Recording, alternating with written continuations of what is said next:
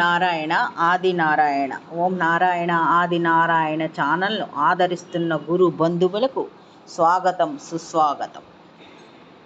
ఓం నారాయణ ఆది నారాయణ. ఓం శ్రీ భగవాన్ వెంకయ్య స్వామినే నమః. ఆశ్రిత జనరక్షకుడు, దీనజన బాంధవుడు శ్రీ భగవాన్ వెంకయ్య స్వామి వారి పాద పద్మములకు నా ప్రణామములు. సమస్త సగుణ రూప నిర్గుణ రూప గురుదేవుల పాద పద్మములకు నా నమస్సుమాంజలి.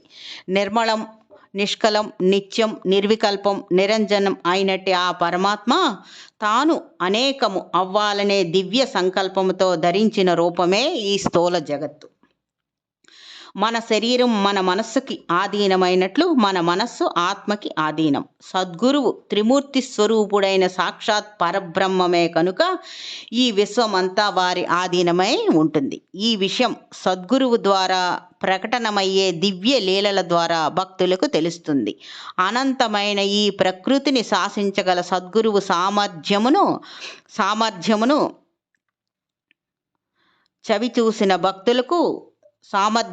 చవిచూసిన భక్తులకు గురువు యందు విశ్వాసం దృఢపడి శ్రద్ధాభక్తులతో వారిని సేవించి తరించగలరు. అలా శ్రద్ధాభక్తులతో శ్రీ భగవాన్ వెంకయ్య స్వామి వారిని సేవించి తరించిన భక్తుల దివ్యానుభవములు ఇప్పుడు స్మరించుకుందాం. వీరి పేరు కిలారి వెంకట కృష్ణమనాయుడు గారు. వీరి అనుభవాలన్నీ శ్రీ అల్లు భాస్కర్ రెడ్డి గారు నిర్వహించిన సత్సంగంలో వీరు వివరించారు. వారి దివ్య అనుభవములన్నీ ఇలా ఉన్నాయి. ఇవి 2 భాగాలుగా ఉంటుంది. వీరు ఉపాధ్యాయునిగా పనిచేస్తూ నాయుడుపేటలో 1972లో ప్రధాన ఉపాధ్యాయులుగా రిటైర్ అయ్యారు. వారి అనుభవాలు ఇలా ఉన్నాయి. వీరి స్వగ్రామం చలివేంద్రం, సూళ్ళూరుపేట తాలూకా. వీరి అమ్మమ్మ గారిల్లు రాజపద్మాపురం. వీరు వివాహం చేసుకున్నది నాగుల వెల్లటూరు. వీరు తరచూ రాజపద్మాపురం వెళ్తూ ఉండేవారు.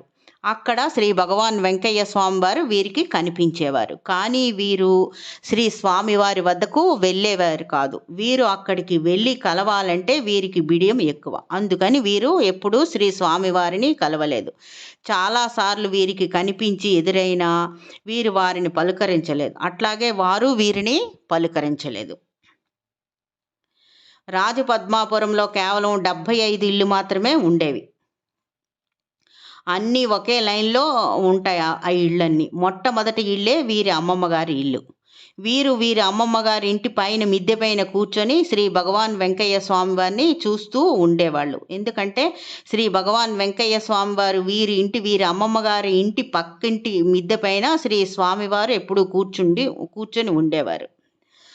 అక్కడ కూర్చొని వీరి పక్కింటి మిద్దె పైన కూర్చొని అనారోగ్యంతో వచ్చిన వారికి తన భుజంపై ఉన్న గుడ్డ తీసుకొని గిరగిర గాల్లో తిప్పుతూ బుసకొడుతూ పోయిందిలే అని మంత్రించి ఇస్తూ ఉండేవారు. అవన్నీ వీరు చూస్తూ ఉండేవారు. ఆ తర్వాత వీరికి కృష్ణమనాయుడు గారికి వివాహమైంది. నూతన వధూవరులు వీరిని తీసుకొని నూతన వధూవరులైన వీరిని తీసుకొని రాజపద్మాపురం తీసుకెళ్ళి అక్కడ జీప్లో వీరిని ఊరేగిస్తున్నారు. అప్పుడు వీరి వివాహ ఊరేగింపు అవుతూ ఉండగా శ్రీ భగవాన్ వెంకయ్య స్వామి వారు వీరికి ఎదురుగా వచ్చారు. అప్పుడు అక్కడున్న కొంతమంది పెద్దలు శ్రీ స్వామివారు వచ్చారు, మీరు కిందకు దిగి వారి పాదాలకు నమస్కరించి ఆశీర్వాదం తీసుకోండి అని ఈ నూతన వధూవరులకి చెప్పారు. వెంటనే అదే విధంగా వారు దిగి శ్రీ స్వామివారికి నమస్కారం చేసుకున్నారు. అటు తర్వాత అనేక సార్లు శ్రీ స్వామివారు వీరికి ఎదురైన వీరికున్న సహజమైన బిడియంతో స్వామివారిని పలుకరించలేదు. ఒకరోజు శ్రీ భగవాన్ వెంకయ్య స్వామివారు తిరువళ్ళూరులో ఉండి ఇలా అన్నారు. తిరువళ్ళూరులో ఉన్నారు భగవాన్ వెంకయ్య స్వామివారు. ఇలా అన్నారు, అయ్యా, రాజపద్మాపురం ముసలయ్య నాయుడు కుమారునికి 10 సంవత్సరముల ఆయుష్ పెంచినట్లుగా చీటీ రాయండి, ఆయన మద్రాసు ఆసుపత్రిలో ఉన్నాడయ్యా అని అన్నారు స్వామి. అప్పుడు ఊరిలో వారిని పిలిచి విచారిస్తే ఆ ముసలయ్య నాయుడు అన్నవారు ఆ ఊర్లో లేరని చెప్పారు, ఈ రాజపద్మాపురంలో. తర్వాత వాళ్ళు మెడ్రాస్ వెళ్ళి చూసి వారు అక్కడ శ్రీనివాసులు నాయుడు అన్నవారు అడ్మిట్ అయ్యి ఉన్నారు. వారి తండ్రి గారి పేరే ముసలయ్య నాయుడు.